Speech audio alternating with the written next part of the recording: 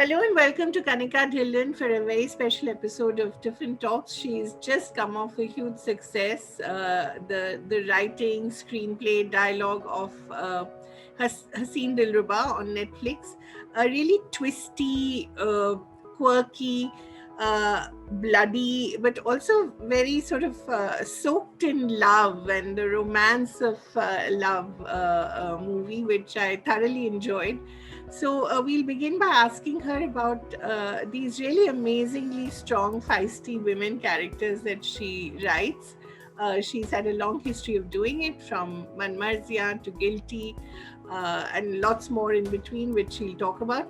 And then we'll talk about the whole idea of the writer getting credit and due credit for the work that she does. And she recently, of course, was in a very highly publicized Twitter tiff with another writer, but I think he was silenced for good, so it's okay.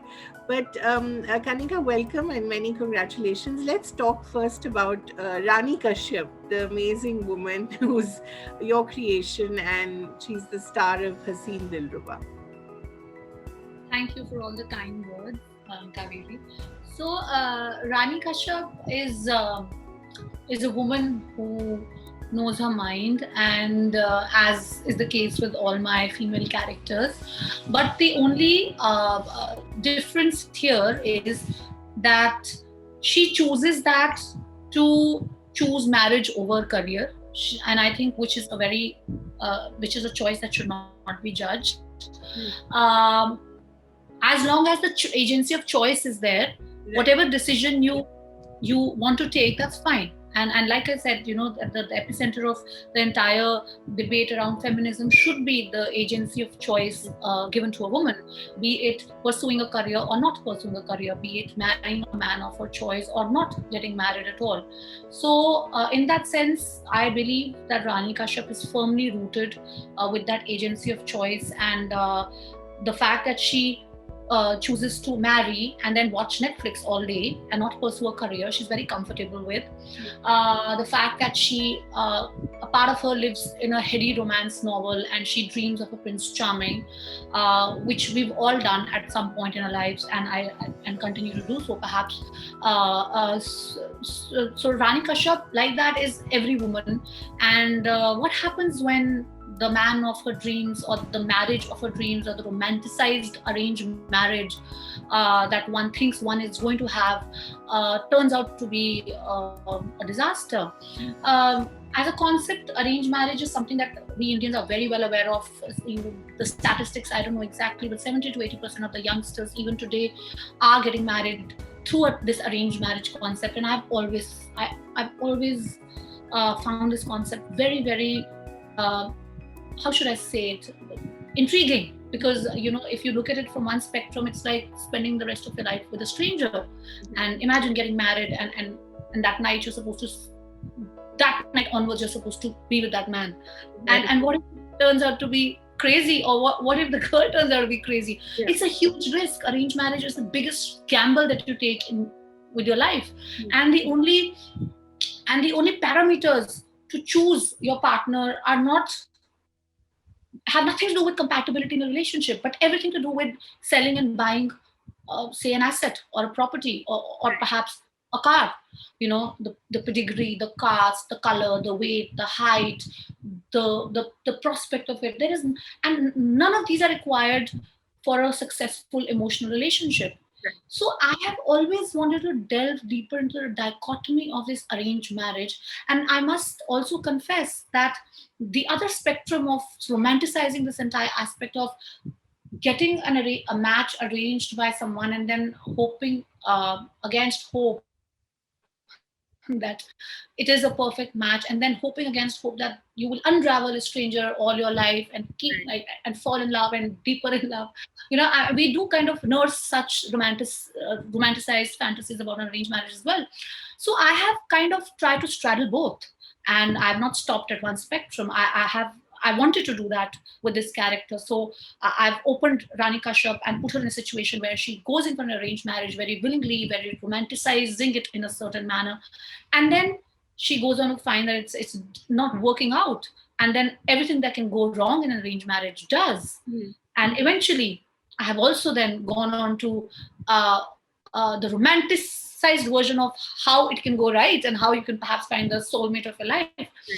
And the reason I wanted to show this roller coaster right through my characters Rani and Rishu was because so far I've been doing love stories that that have made my key characters be in a situation that we've all been before. Like basically, it's about choosing one person over the other. But I wanted to take this entire setup and place it in an unimaginable situation because I can only do it in cinema and my movies, and God forbid somebody has to face that in real life. Although we do have, we do have stories in the heartland of this country where you have people doing strange things for love, and I feel that this is actually nothing. People are finding this a little too much. But well, if you actually look at the stories coming up from heartland, it is not even close to the stranger things that people do. Stranger things have happened. Stranger things, exactly. So I wanted to put this couple in that strange situation, and I wanted to test the limits of what we call love. Will self-preservation kick in, or will, as we say in a typical romantic way, true love, survive, and will they be able to come together? So, and I also wanted to make things more difficult for myself and start from scratch. Like I wanted to start from point zero to show the journey and the overall very sharp arcs of Rani and Rishu and their very tumultuous relationship. So everything that I could make tough for myself, I did, and then just hoped in hell that it would kind of work out. So, and on top of that, I wanted to have all of this in the backdrop of a very Hindi pulp vibe because, like I said, when you read stories which come from the heartland of India, they have to be set in a certain kind of a very heartlandish gravy. You know what I mean? It has to have that kind of a pulse. It has to have that kind of a vibe. And I've always wanted to explore the Hindi pulp on cinema. And Haseen Dillruba was this was what came out of all those instincts and all those themes and all those and all the whole entire reconstruction and then rearrangement of arranged marriages. In fact, I was asking Taapsee, I had an interview with her recently, and I was asking her who does she see in the role of Dinesh Pandit if he was ever cast. And she said we should quickly cast Kanika as Dinesh Pandit. Doesn't matter that he's a man. Because she really embodies this kind of pulpy writing and the way you've written it. What do you think of that? It's quite an interesting Yes, answer. see, Dinesh Pandit, obviously, Dinesh Pandit is my alter ego. I mean, I know, a lot of people are still grappling with how fast and swiftly I'm moving from genre to genre to genre. And, and, you, and that's me. That is me. I like to set my own limits. I like to set my own challenges. And I feel I'm very grateful. I'm full of gratitude that I'm in a place today that I'm being given these opportunities to tell these stories the way I want to, and without really succumbing to a particular pressure of be it the market or be it the critic, or my only single point agenda is to reach my audience, and that's the path that I've chosen. And I basically want to somewhere marry it with the stories that I want to tell, which should reach the maximum amount of audience, and they should enjoy it, resonate with it, get entertained, and perhaps whatever required, depending on what the film is, take away a message or two. And I do believe in even in Haseen Dillruba, there is enough of themes, and I'd like to say breadcrumbs for everyone. You can draw parallels, you can pick up on themes depending on what is it that attracts you the most. Be it, the entire issue of not talking about sexuality or sexual incompatibility in an arranged marriage, be it a woman wanting to express her that she's not fulfilled Right. in the sexual aspect of a marriage, which we never talk about. But I wanted to, and I wanted to do it with this film. So, sorry, I digressed a little bit. So, yes, Dinesh Pandit is very much a part of me, and there are a lot more versions in there, and I hope you'll see them as and when Yeah. next film comes out. In fact, that's lovely. The fact that you talked about moving from genre to genre. Why not? Why should one writer or one actor, for that matter, one director, be known only for a particular kind of genre? This was again a question. Since Taapsee has played Rumi before as well. Again, a fascinating character. I asked her as well, and her answer was very interesting. She said, oh, I will stop surprising myself as well. I want to do things that I'm not comfortable with. I want to step out of my comfort zone. So, is that your reason as well, that you want to do different kinds of things so that it's exciting to you? Absolutely, because if I'm not excited or driven, uh, Yeah, or I'm not challenged, why would I invest a year and a half of my life trying to build that story? And usually, I do get very invested in the making of my stories. I usually also try and produce them. I come from the side of the producer as well, so that I can be completely invested in it. So when I commit myself to this story to this level, of course I need to be challenged, I need to be yeah, excited, I need to be I need to be one of the stakeholders to kind of put this through. So jumping from genre to genre is not, I'd say, is not something that uh, is an external thing that for the world, that look, I can do so many genres, because it never works like that. It mm, is more for my own self to put pen to paper, to be able to get up every day and be at the job and be excited about it and continue to stay passionate and continue to be in love with cinema. And that's what I need. I need that kind of a different kind of genre, different kind of characters, different kind of I like to kind of stretch my own limits. And the string of releases that I have next, well, they are very varied, with very varied filmmakers, and with the genres that you sometimes feel that if she's written this, how is she really writing that? And that again is a byproduct of it. That is not why I do it. But of course I get a lot of skepticism, I'd say, in terms of how does this happen, how does it work out, because usually people are used to having writers writing one particular genre and actors playing one particular role.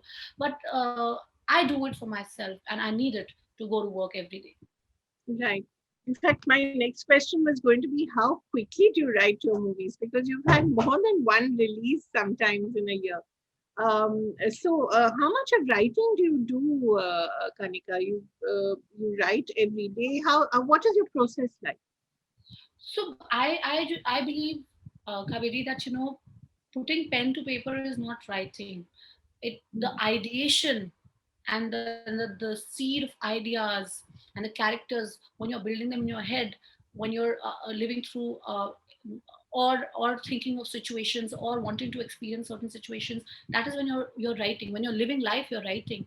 So I feel right. that it's just that the opportunity that I get right now to put things to paper and then quickly translate them into screen has happened now.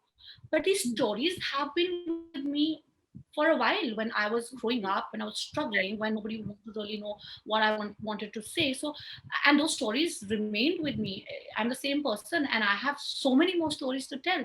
So, mm, the act of just typing it out and then giving it a structure uh, comes much later. And yes, it has happened in a very short span of time, considerably. But the story ideas and the themes that I wanted to explore were seeded in me a while back. Like I still remember that the core idea of Haseen Dillruba I actually discussed with Taapsee during Manmarziyan. oh, Now, after Manmarziyan, then happened, I think, Kedarnath, and then uh-huh. Judgment, and then Guilty, and Yes, now from Manmarziyan to now, it's my fourth or fifth release. So I've had different stories in between, but this idea was even like around the time of Manmarziyan, when I was doing Manmarziyan. So yes, the thoughts and the ideas are there already. And also that is also my process, actually, that I believe that for every idea that gets made, eventually there's a graveyard of all the rejected ideas that yes, we carry inside us. And I feel that litmus test for me to write a story and to invest so much in it is that if I get excited initially, I would just not act on it. I just let it be. And slowly and steadily more thoughts would come around it. And once it becomes an entire universe and I just have to now write it, is when I actually go down and write. So it almost is a process of filtering out things that I can also not do, because I've forgotten about them, or it's not compelling enough for me to kind of sit down and write. So Haseen Dillruba for the longest time did not compel me enough post Manmaznia to sit down and kind of put it together. But when I had enough of what I wanted to do with it and it was still not going away and I was still itching to do it, I sat down and I wrote it out. Right. Let's talk a little about Kedarnath and Guilty as well, because both are very contemporary movies. Kedarnath addresses what is now, of course, called love jihad, which is a terrible term, but that's what it's called. And Guilty is very much about the Me Too movement. And that's possibly one of the first or the only movie I've seen in Indian cinema that addresses it. And again, directed by a wonderful director, Ruchi. But talk a Yes. little about these two movies, which address very sort of contemporary and current issues. So, how did those come about?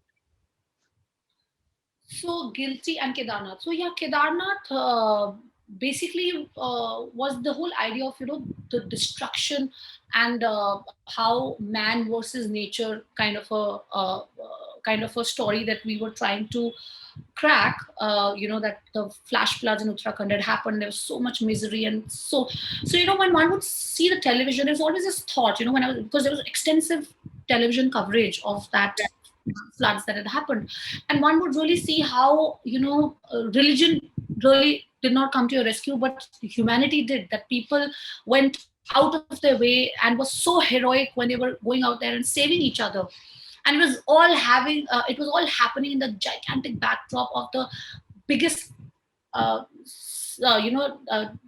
pilgrim site of Hindus. So suddenly it felt like कि ये क्या ये भगवान का प्रकोप है, ये मतलब ये ऐसा क्यों हुआ that these people who are devotees had to suffer this wrath. So these were questions that one kind of, when you're looking at the destruction, devastation, these kind of pop up in your head. So when the flash floods happened, this entire scenario had always stayed with me. And then so it happened, like I told you, that things stay with me for a while before they find an opportune moment or a collaborator for it to come out. And a while, a few months later, I met Abhishek, the director of the film, and he said that I wanted to work on something, perhaps a love story, like a classic love story. And then and he also happened to mention about the fact that the flash floods had happened, and suddenly it was just like, of course, that the entire narrative was right there. Right. And in fact, Kedarnath was the only film that was shot on my first draft. Wow. That usually, like, I do multiple drafts, but Kedarnath was so clear in terms of the arcs, in terms of what one wanted to say, and also it was a less complicated film because it had a very important message, which was put a little simply. Hmm. And which was a very deliberate thing, because the reach that one wanted was not. I did not want a very convoluted narrative for people to kind of apply their brains and all. I wanted them to be in a very peaceful, calm place where they know what they're seeing. That the messaging is very clear, and they're just feeling for these characters that are, that are true to what who and what they are. Be it Muku, being that feisty girl who refuses to give into the whole patriarchal aspect of marrying where the father is wanting her to marry, or be it Mansoor, who's this completely pure at heart character, which is almost impossible to find these days, and who is completely in his core is he's grown up on the theme of devotion. He's a pittu, for heaven's sake. He's a Muslim pittu who's carrying the Hindus on his back, and he's the one who's helping them make their last journey possible. It was just so romantic, it was just so beautiful. And when I was doing the research, etc., I still get goosebumps thinking that a Muslim pittu is encouraging a Hindu devotee to say, "Come on, it's just like 2 kilometers away," and chanting with them and being a part of that entire journey, perhaps the most important journey a Hindu will ever make, and a Muslim is a part of that. And that only dispels the notion of religious identities that we are fighting about, because ultimately it's not about that. It's just about, like I said, humanity. It's just about two people being together, as humans, and helping each other and doing what needs to be done for each other. And And it was very sensitively played by Sushant. I think he played it Sushant so was purely, absolutely, it was, it was, on the face of it, may not look like a very difficult character, but it is one of the most difficult characters to play, because you had to totally wring yourself inside out of any kind of corruption, because the camera catches everything. Right. And and Sushant, literally, like, I can't imagine anyone getting that vulnerability, getting that purity, getting that complete sense of surrender, that I don't think anyone could have done it the way Sushant did. And he's like, Mansoor was almost magical for me.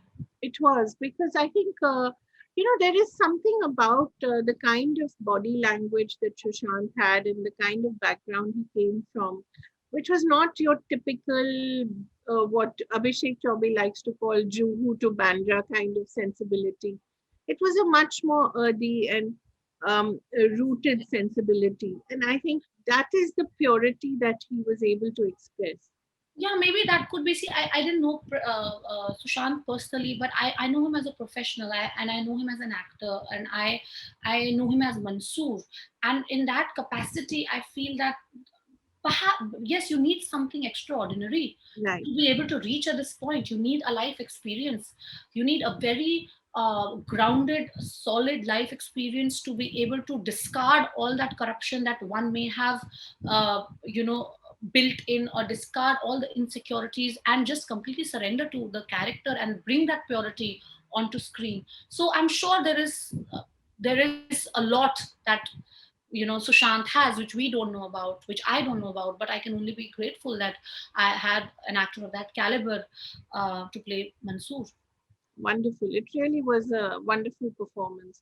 Very understated, but very Very impactful. memorable. Very memorable as well. Let's talk about guilty because again, it's something that's so, and we'll talk about judgmental as well because that's again about mental health, which suddenly everybody now seems to realize is important. But when you wrote it, it wasn't still front and center of everybody's Oh, discussion. I'm glad for writing it. Yeah, Definitely, yes. I'm proud. Let's talk a little about judgmental and then we'll talk about guilty because there was quite a bit of reaction when you wrote judgmental. There's a Yes. lot of judgmentalism about judgmental. Yes, the reaction was, before even the film had come out, the reaction was even just on the poster, and the fact that the film was being made on a mental issue, the reaction Right. just came right there.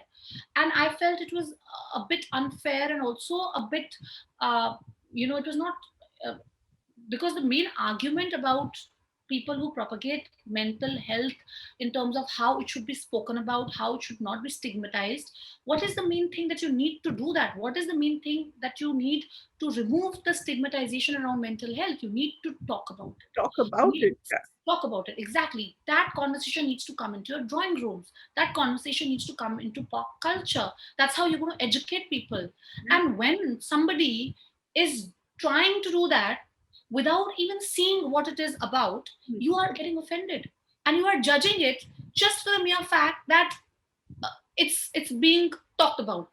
So Yeah. it's a dichotomy in itself. It's and it doesn't make sense. And you have a very big influencer, when you know that that person, the star cast of my film, was definitely going to grab eyeballs. Yeah. That means if they are going to grab eyeballs, your issue is going to be spoken about. It was a win-win for all of us. We're all on the same side. That is Right. what I want to tell them. We were on the same side. There is no need to fight each other. I am all for remove the stigma around mental health, and please genuinely watch the film. And if you tell me that this is offensive to us, I will be happy to cut it off, but at least go and watch it. That's the problem with, of course, this republic of offended that we now live in. Everybody has gets offended about something or the other, Yeah, and they say nowadays the only criteria that you're a true artist is that if you've not offended someone somewhere, then you're not a true artist. exactly. How bizarre that is, but I thought it's a bizarre statement when I read it back then, but now I'm like, oh my god, well, there True. was some. wisdom in that. Let's talk about Guilty. Again, a very feisty woman at the center of it. Two feisty women at the center of it, actually, because even Anushka's character was quite fascinating. I found her fascinating, and I think it may go back to your days. You're from LSR, right? I'm from Stephens Okay, Stephen. Sorry, it may go back to your days in at the College. at the residence, yeah, Hmm. whatever. But let's talk about the idea of Me Too and the idea of he said, she said, and again this whole judgment that comes in: who's right, who's not. You handle that so well.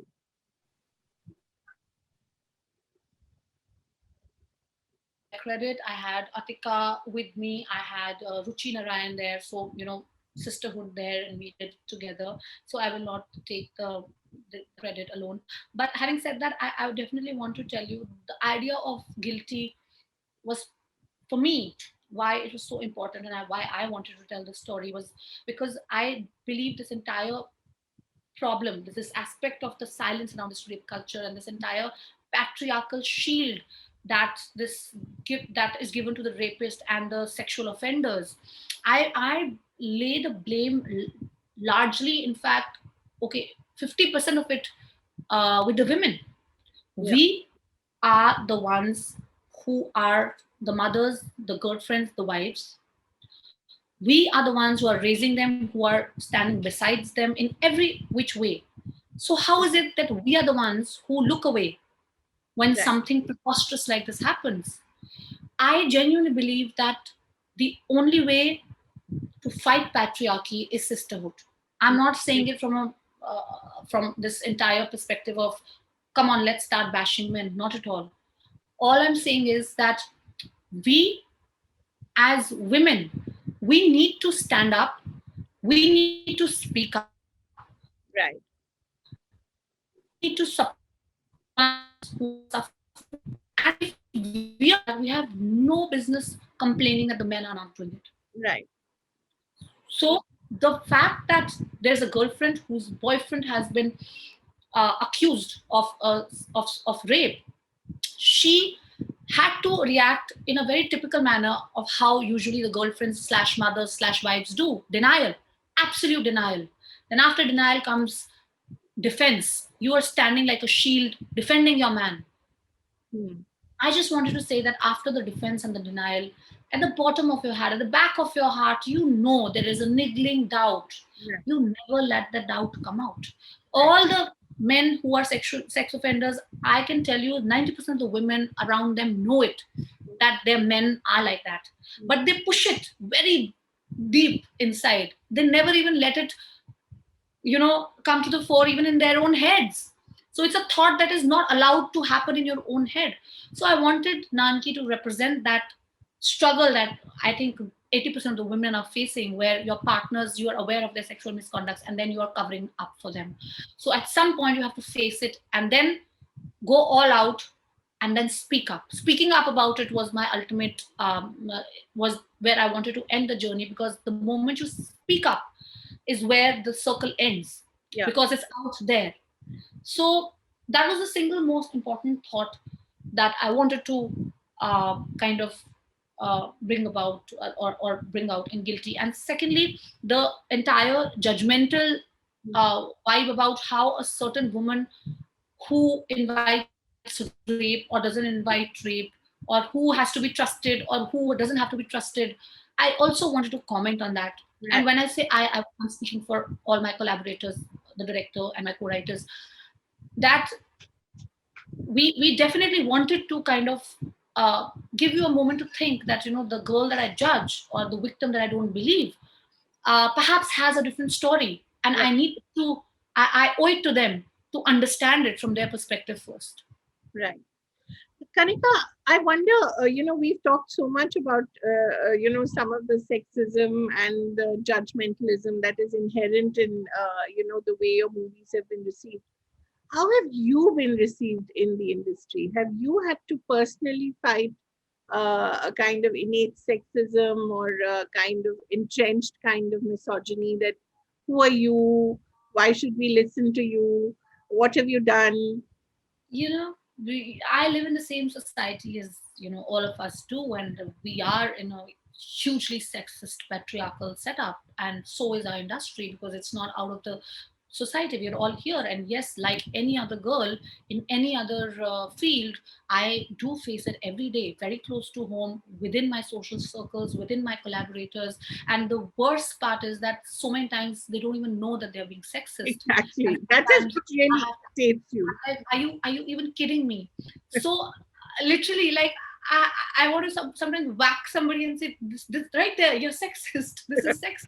We don't have the concept of what is sexist. Yeah. Recently a guy made a very sexist comment, and then he went to the media saying, oh, it was a quip. Right. Excuse me, telling me that I need to get married to be able to do anything worthwhile with my life is a quip. I mean, no, I'm sorry, it's not. And you better take this quip back, because I am going to give it back to you. Right. I think the problem is that they have gotten away with it for so long, and they come together when somebody is slammed so fast Mm. that it is a brotherhood that is difficult to penetrate. Right. That is why I'm telling you that sisterhood is the only way out. Because, and also the fact that, as girlfriends, as wives, as sisters, we need to tell the boys that, look, that Yeah. is not okay, that is incorrect, that is crossing a line. Because those men may not feel the same way about a third woman, but they would understand what's happening to their own sister, to their own mother, to their own Right. wife. So I mean, that guy who made those comments may not have known better, but the women around him know better. Right. So Right. I again bring the onus back right to the women there. Because unless we take the power in our hands to do something, the only thing we can do is crib and complain, and that's about it. Right. We need to do something more.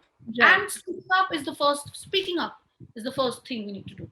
But I mean, you're doing it through your work. That's more than enough. I think that's a lot. But sometimes you need to also call this out when it is done in a sly manner about your work. Yeah. And it's a constant rant. It has to be called out, because next time this person or the people around him or anyone who's supporting him would know that it's not cool. It's Right. not cool. Right. That needs to be done. Kanika, as a writer, one of the things that the industry is also another thing that the industry is well known for is that okay, so this is your story. What is the reference? Where have I seen this before or heard this before, or what movie can I sort of refer this to? It's always that. Do you still face it because you write such thoroughly original stories that it's very difficult to say, Yeah, it okay, is hard for me. See, yeah, ultimately, I have to convince my directors to come and direct the story, convince my producer to finance the story, convince my actors to play. So I do a lot of selling as well. There's a pitch involved in this, and I don't really shy away from trying. If that means I need to give references, and if that means for one film I need to give 6 references, I will, because just so that it's easier for them to understand. But I like doing original work. So I mean, the fact that all my directors, all my actors, my producers have shown faith in my work, definitely not because it had a reference to anything before, exactly. and only because they wanted to be a part of something that's different and original. That I have to give to basically everyone that I've collaborated with, and all these 4 5 movies that I've done. I've been very lucky finally to have arrived. It's not just happened overnight that I've dropped in here and suddenly I've had it on a platter. I've had a long A long, struggle. long time. Yeah. Yeah. And this, it just so happens that things began falling in place around the time Manmarziyan happened, and thereafter I met some wonderful people who wanted to collaborate and wanted to take risks, and I'm really happy that I have that circle of people that I work with. Manmasya was a struggle. Initially, it was with a different cast, and then it came together with another cast. So it's not as if that happened overnight as well, right? Yeah. Like, yeah, it was a long struggle, a long wait, and I believe every film has its own journey and destiny, and it teaches you a lot along the But way. it's very And interesting that you didn't give in to whatever the demands of that cast were. That was interesting. Were there some demands to rewrite which you didn't do, or how did that happen? No, actually, I would like, there's no credit for me in that, literally, because it's actually, I would give the entire credit of, making sure that Manmarziya is made the way it is made, with the correct cast and with the director, to my producer Anand Dalroy. Because, if it was, I was in no position to take any calls. And, I was a new, writer, and, I didn't really have a very, um, I didn't really have a voice before Manmarziya. I mean, why would anyone pay heed to anything that I had to say? But I must say that the conviction that Anand sir showed in the film, in the story, and he was so clear as to how it should be told. And there's something very beautiful he says to me many a time, that, the most, he says that I feel very sad when a good story gets compromised. I want a good story to be told in the best possible manner. So which is I think a wonderful thought for a producer to have and to kind of work from. So I would like to give the credit of that struggle and seeing it through Manmarzia to my producer. Right. Again, the reaction to Rumi when it came out was again very startling, wasn't it? Well, yeah, because see, I do, my work is polarizing to a large extent, because otherwise you would not be calling it original. Yes, I don't have a reference point, and um, but yes, that's what I mean. Recently, a leading critic called me one of the most, I was given a term, one of the most provocative writers in Ah, current time. that's nice. That's a nice word. I like Yeah, it. so I was like, provocation. I was like, okay, well, fine. I can wear it. Yeah. It's I can wear better than saying unoriginal or derivative. anything is better than unoriginal. Trust me, right? Anything is better than unoriginal. But yeah, so well, yeah, my films do polarize, but Kaveri, I've understood with the body of work that I've done so far, that where I'm headed. Hmm. I have understood that getting a 4 star or a 5 star is great for my ego, but what matters is, where is my audience, and am I reaching out to them or not? And I am deliberately headed to that path, because critics have been very kind to me so far. Yeah. But with Haseen Dillruba, I want to, my Haseen Dillruba is meant for an audience. Haseen Dillruba is meant to, uh, I'm not saying I will pass or fail, that is not in my hands, but I want to kind of expand my dimension in terms of who I'm talking to and where I'm reaching out. Having said that, is another thing also, that, that entire thing of, I also learned along the way that, there are also very few critiques that, when you read, Hmm. they're like legitimate, that they're making sense, that, when they're even giving a negative review, there is a sense of, there's an educative quality in that for me as an artist to draw from. But most of it is reduced to, nowadays when I read it, it's like a troll. It's like I'm reading a troll. Hmm. And I'm like, what? And am I like, then does it matter to me what a troll is saying? No. Does it matter to me what a critique is saying? Does it matter? Is it educative? Is it making me a better artist? Is it making me think? I'm, the champion of that. I love critics in that sense, but trolls, no. I Hmm. will, over a period of time, I realized that one needs to just do what they're doing, and then, it's just Yeah. But of course, doesn't. call it out when it gets, when it's absolutely morally wrong, as you did to this gentleman recently.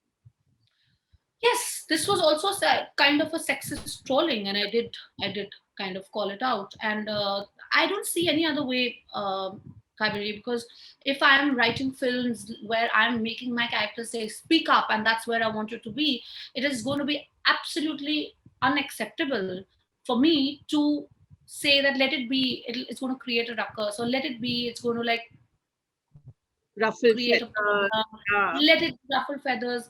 But that's what we say to ourselves every time. And that's why we have raised our girls to be cultured, graceful, and keep quiet. I mean, no, I'm sorry, it is not a positive thing, or it is not an adjective that one should use Hmm. Right, Graceful is the most misused term. right. If I'm speaking out, that necessarily does not make me a bitch. This is again a very patriarchal narrative. We are cast in. If you're mixed is equal to bitch. If you're fighting for rights is equal to bitch. If you're is equal to bitch. If you're quiet, if you're dumb, if you're smiling, if you're bubbly, what a lovely homely girl. It's only to suit, it's very convenient, and it's only serving a very patriarchal narrative, which makes everyone very comfortable. Unfortunately, the women are also finding comfort in it, which is my problem. Which reminds me of the mother-in-law in Haseen Dillruba. But I really would like viewers to watch it and see it for what it is, which is quite a remarkable movie. So just to end with Kanika, as you said, you know where you're headed. So can we talk a little about what you're doing now? What are the many things that you're doing now? Well, I always, for my upcoming projects, I always, because the right lies with my director to announce and then Right. kind of, take it in the direction that they want to. So I always refrain from, talking about those till my director has. So I'd say that I'm very excited about the stories that I'm going to come out with, and I hope that my audience finds a connect, and Hmm. they like it, enjoy it, and get entertained. Right. And you're a Delhi girl, if I'm not mistaken. I'm from Amritsar. I'm an Amritsar girl. You're an Amritsar girl who spent time in Delhi I studying, studied right? in Delhi. Yes, for 3 years I was in Okay, college. so right. So it's a bit of Amritsar making a mark in Mumbai. Have you finally become a Mumbai girl, or are you still an Amritsar and Delhi girl at heart? I'm a mix of everything. Like a Dinesh Pandit, I have different cities inside. I have a, I studied in London as well. I love that city. Mumbai is my current bhumi. Mumbai is giving me everything that I can think of. That I've wanted. So Mumbai is really really special. Delhi, gave me wonderful college days, and Amritsar is my entire childhood. So yes, I have. When I walk and when I talk, I'm carrying all of this with me. Right. Wonderful. And I think your parents must be very proud of you. Thank you so much for talking to us, and all the very best. I look forward to many more twisty and turny characters from you, Kanika Dhillon. Thank you very much for joining Tiffin Talks. Thank you. Thank you.